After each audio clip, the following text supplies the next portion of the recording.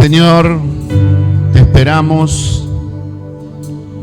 Esta es una iglesia que intercede, que clama, que ruega, que entiende la importancia de la intercesión con sabiduría. Y gracias por cada uno de los que el Señor ha elegido para que ocupen este lugar de intercesión dentro de el tiempo cronos que estamos viviendo. Tan interesante, tan importante. Escuché ya la primera oración, fue una apertura en el mundo espiritual para lo que estamos haciendo hoy. Yo diría que es trascendente, es histórico, es determinante, como cada decisión que tomamos en nuestras vidas. Hay algunas que son muy importantes, otras que no son tan importantes, pero ciertamente trascendentes. Marcan el rumbo que queremos lograr y que queremos alcanzar. Ponemos como lema un lema anual que no es un lema, a ver, ¿qué podemos poner? Sino lo que el Espíritu Santo nos guía que pongamos.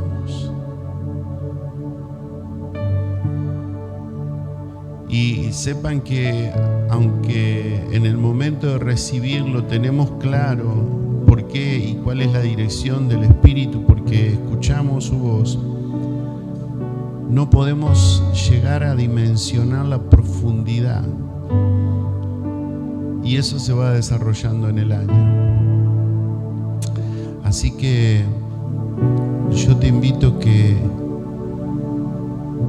le abres a tu mente y a tu corazón, a tu alma, como lo hacía David. Le dice: alma mía, corazón mío, mente mía, entiende lo que el Señor nos está proponiendo en este tiempo. Estamos, de acuerdo a lo que el Señor nos habló, parados en las profecías de Daniel.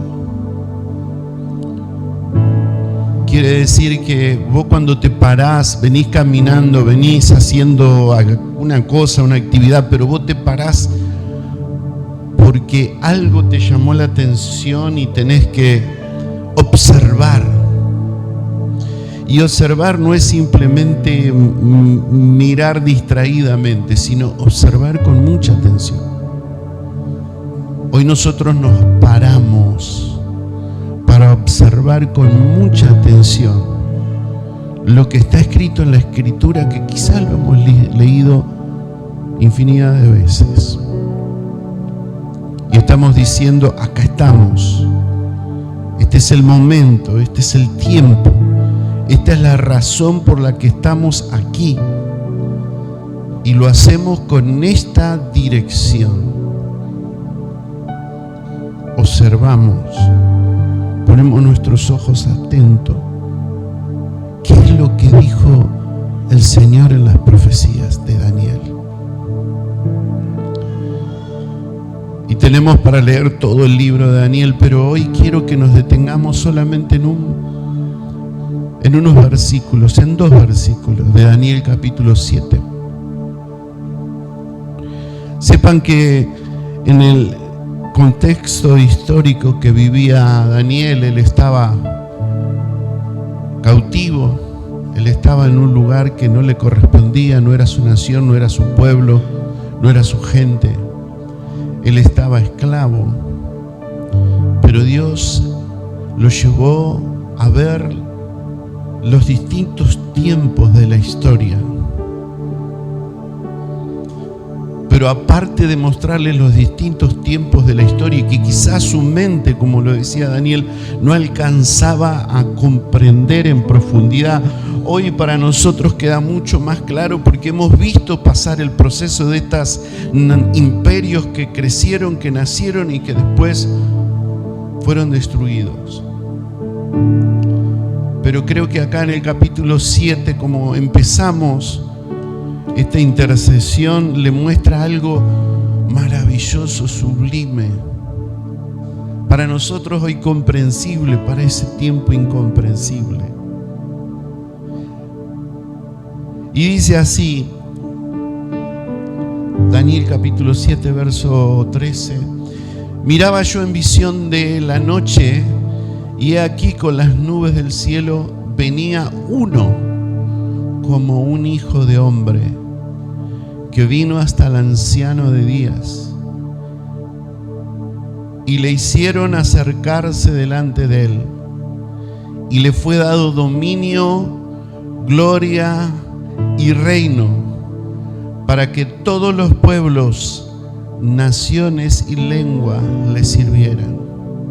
Su dominio es dominio eterno que nunca pasará, y su reino uno que no será destruido. Toda la historia contada en 2 versículos. Para entender lo que estaba sucediendo en el cielo, no existía un ser humano, porque todo lo que está en el cielo es espíritu. Existía Dios Padre, el Espíritu Santo, los ángeles, los arcángeles, todos los seres celestiales, pero no había acercado a ese lugar un hombre. ¿Por qué? Porque la historia nos relata que nadie, ningún ser humano podía ver a Dios. Es más, dice que Moisés se animó a pedir ver a Dios, pero solo pudo ver la falda, dice, parte de su espalda, porque no había un hombre que pudiera ver a Dios cara a cara y permanecer vivo, sino directamente moría. Pero el Señor le estaba mostrando a Daniel a alguien, un ser humano que iba a llegar hasta el trono. Y dice que este relato estaba escrito en arameo. No fue escrito todo Daniel en arameo, sino que este relato, este capítulo fue escrito en arameo. Y en arameo Jesús, que vino y que estuvo en medio de los hombres, al cual el Señor le había enviado, él se mencionaba y se llamó a sí mismo el Hijo del Hombre. En sus interacciones con la gente decía: yo soy el Hijo del Hombre. Seguramente que en su lengua diría: yo soy el Barenaya, yo soy el Hijo del Hombre. Y no lo hacía por decir que él era un ser humano, sino que él era el Hijo de Dios, pero también el nacido de una mujer. En un contexto común, Ezequiel dice que usaba el Hijo del Hombre para simplemente especificar de que era un ser humano. Pero Jesús estaba hablando de su identidad como el Mesías. Él estaba aludiendo, él estaba explicando, él estaba enseñando a la gente que él era el que se mencionaba en Daniel 7:13. El Hijo del Dios, el Mesías prometido. Y su papel no era un papel común, sino que su tarea era el que iba a redimir al hombre. Todo esto pasó, pero fueron palabras, pero pasaron muy de repente en aquellos que iban caminando. Pero hoy nosotros no vamos caminando. Hoy nosotros estamos parados, detenidos, observando la historia. Y la historia nos relata que el que iba a venir iba a hacer una obra maravillosa y gloriosa. Gloriosa e importante. Jesús fue concebido por el Espíritu Santo y lleno del Espíritu de Dios. Pero nació de María y nació como un hombre. su capacidad de empatizar con todas las debilidades del ser humano, hizo que su obra fuera majestuosa, poderosa y gloriosa, porque nadie podía descender un ángel, podía haber venido un ser celestial, pero nadie iba a poder comprender la situación que vivía el ser humano en su propio cuerpo, sino solamente aquel que decidiera apropiarse de un cuerpo y ser como un hombre. Emmanuel, Dios hecho hombre. Ese maravilloso Dios vino para redimirnos. Vino para redimirnos. Vino para comprender nuestras debilidades.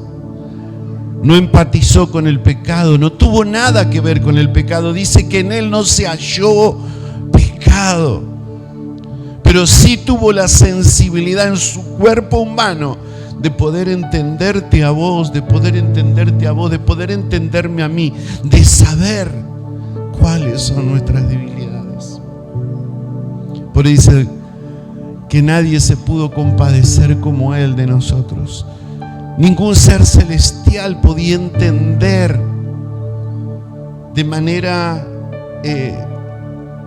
comprensible absolutamente, sino aquel que había apropiado en su propio ser un cuerpo de un ser humano para entendernos. Ese es el verdadero sentido de la misericordia, el que se hizo igual a nosotros para comprendernos y entendernos. Qué maravilloso. ¿Cómo no nos vamos a parar en esas profecías de Daniel, entendiendo que Dios dijo desde el cielo? Dice que se oyó su voz fuerte que estremece y dijo: este es mi Hijo amado, en quien me alegro mucho. Saben que en el judaísmo el hijo primogénito era considerado importante. La redención del hijo primogénito era muy importante. En este mandamiento, en la cultura judía, donde el hijo primogénito era redimido y predestinado, elegido y predestinado, santificado, apartado y predestinado para una tarea maravillosa diseñada por el Padre, como un servidor, como un sacerdote. Él vino a demostrarnos en su propio cuerpo cómo era ser el más grande en el cielo, siendo como el que sirve, un sacerdote, un servidor. El hijo primogénito también recibía una doble porción de herencia, y en esa época se consideraba que los hijos eran elegidos, preparados con un propósito y para continuar la visión del Padre. Esto ayuda a dar forma al significado, que Jesús fuera el Barenaya, el Hijo del Hombre, al que Dios envió y en el que nosotros tenemos conciencia y alegría. Y le fue dado dominio, gloria, reino, para que todos los pueblos, y hasta la acción, todos los pueblos, nunca la destrucción total de lo que Dios había creado, sino para redimir a todos los pueblos, naciones y lenguas, porque ellos le servirán. Su dominio no va a ser por un día, no va a ser por una década, no va a ser por 20, 30, 50 años, 100 años, como pueda vivir o pueda que haya vivido alguno de los imperios que Dios le mostró a Daniel, sino que su dominio y su señorío y su reino será para siempre y por siempre. ¿Cómo no vamos a pararnos en esa profecía y vamos a decir: Señor, yo soy parte de esas naciones, Señor, yo soy parte de esas lenguas, porque mi lengua española, mi lengua castellana, Señor, va a ser la que va a glorificar tu nombre y va a ser contado entre los pueblos. Acá está la Argentina es redimida, y en la Argentina hay una provincia que es Buenos Aires, y en esa provincia hay una ciudad que es Zárate, y en esa ciudad hay una congregación que es una línea abierta a la vida, y que vamos a gritar con toda nuestra voz que su reino nunca, jamás será destruido. Por esto la invitación de nuestro lema y la segunda parte de nuestro lema es en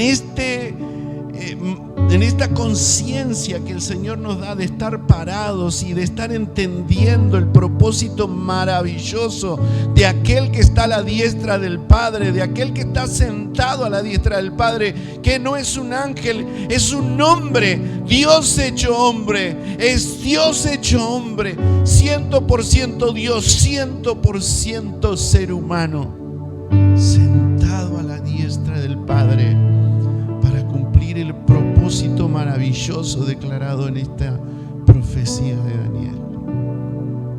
Por eso nosotros decidimos, tomamos un compromiso. La decisión es: yo de acá tengo que tener algo bien claro. No puedo permanecer en una condición en la que un día estuve. Tengo que salir de ese estado.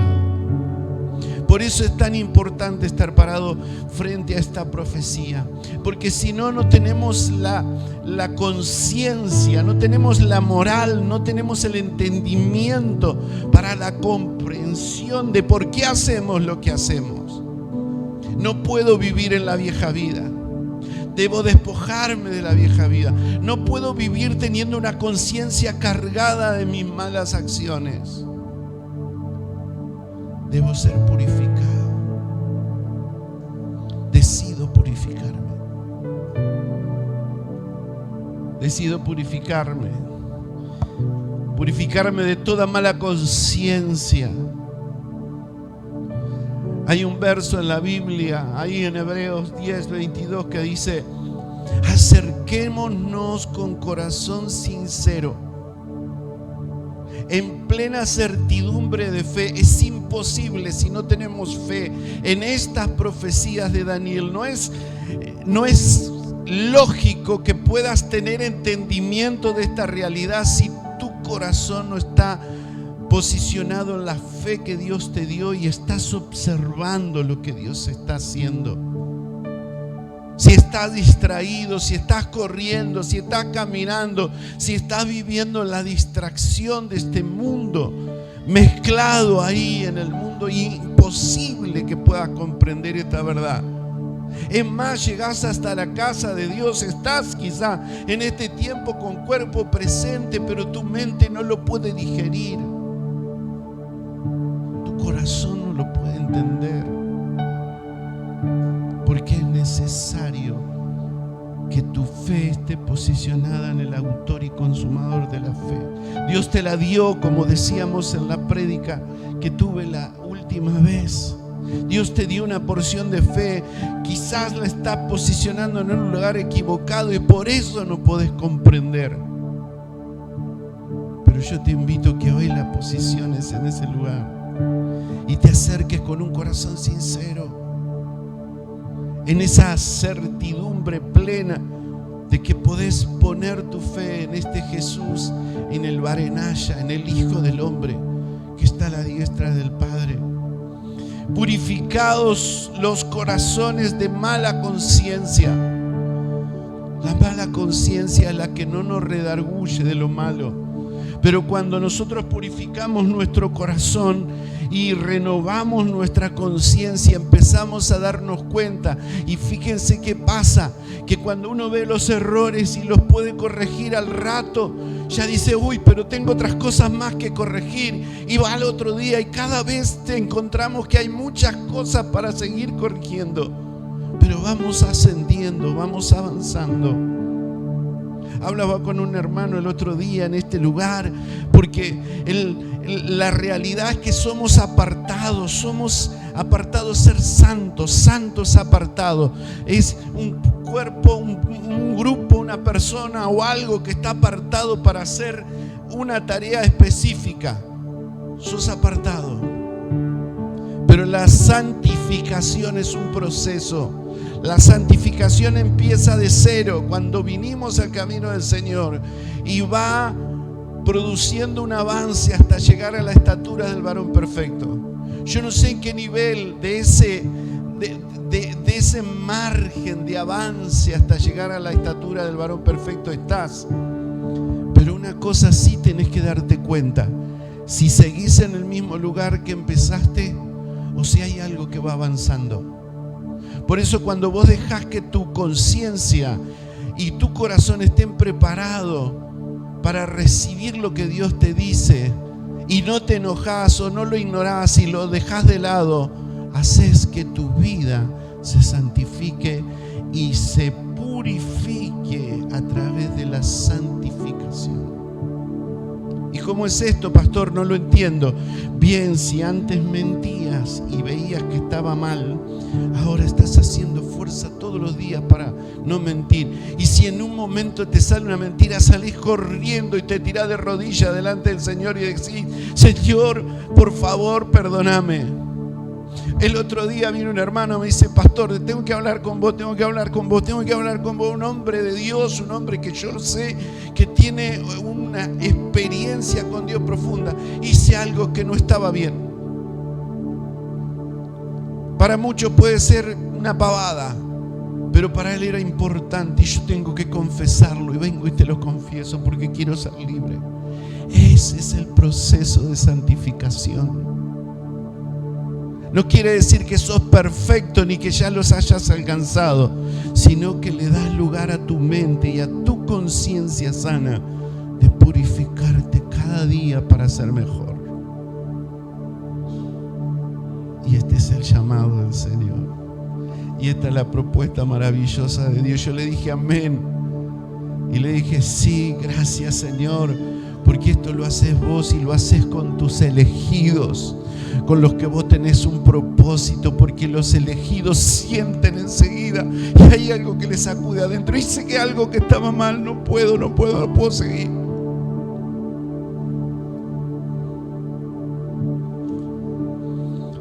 En plena certidumbre de fe, purificados los corazones de mala conciencia y lavados los cuerpos con agua pura. ¿Qué es el agua pura? La palabra de Dios, que nos hace, que nos lava, que nos limpia, que cada vez que la entendemos, la comprendemos, que no vivimos bajo la influencia religiosa de que nosotros nos parece algo, sino nos basamos en la palabra de Dios para vivir una vida acorde a lo que Él dejó escrito. Ese es el agua. El corazón purificado es el resultado. Escuchen, el corazón purificado es el resultado de un proceso de liberación. El proceso de liberación lo lleva a la santificación. Voy en continuo avance. Quizás llegué hasta acá y después me fui abajo. Bien, vuelvo a empezar, pero sigo ascendiendo. Nunca retroceder para irme del otro lado, para pasarme al otro lado, sino voy un paso a la vez y voy escalando. Y yo siento que el que era antes ya no está más. Y yo siento que hay muchas cosas que fui superando, pero también entiendo que hay muchas más por alcanzar. Y que no me quedo en el camino, sino digo: Señor, no digo ya está, ya lo logré, ya estoy, ya llegué al nivel correcto. No, porque eso es orgullo espiritual y no sirve cuando yo me puedo ver sobre los demás y digo: mirá, yo no soy como yo no soy como este publicano, yo soy este que ayuno, que oro, que busco. No, eso es orgullo espiritual y es lo más bajo. Eso es lo que tenía la iglesia de la Odisea, que se consideraba que era rico, que era superior, pero ciertamente es un raquítico. La persona que se considera a sí mismo que logró algo o que está en un nivel espiritual sobre los demás es un fracasado, es una fracasada. Pero aquel que dice: Señor, dependo de ti cada día y todos los días voy esforzándome por agradarte, es un corazón temeroso. Y a ese corazón temeroso el Señor todos los días lo corrige para que vaya mejorando. Pero no para verse sobre los demás como superior, sino para verse y decir: Señor, gracias, porque yo no era digno, pero tú todos los días me vas mejorando y me vas llevando a ese nivel.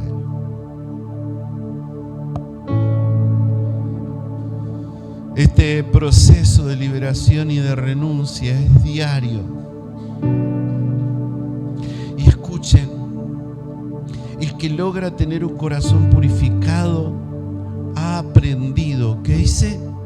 Ha aprendido. El que logra tener un corazón purificado ha aprendido a negar el mal dentro de sí. Y todos los días que viene la oferta del mal, y todos los días que viene esa propuesta diabólica para tenerlo perdido, reflexiona dentro de sí y dice: no, niego, no quiero, no es mío, no me corresponde, no lo acepto. En la Biblia, la conciencia es la que nos permite juzgar el valor moral de nuestros actos. Dios te invita en esta mañana, a vos y a mí, a tener una conciencia limpia delante del Señor. Nos paramos en esas profecías maravillosas de este Mesías prometido, maravilloso, hermoso, el que amamos, pero también decidimos, y lo hacemos no por nosotros, sino lo hacemos porque Él se lo merece. Lo hacemos por retribución de amor. Me amaste al dar tu vida, yo te amo al santificarme, yo te amo al purificarme, yo te amo al tener una conciencia limpia y un corazón purificado. Amén. Que el Señor nos ayude y seguí en este tiempo de intimidad con el Señor, porque a ese lugar te quiere llevar Dios. A ese lugar me quiere llevar el Señor.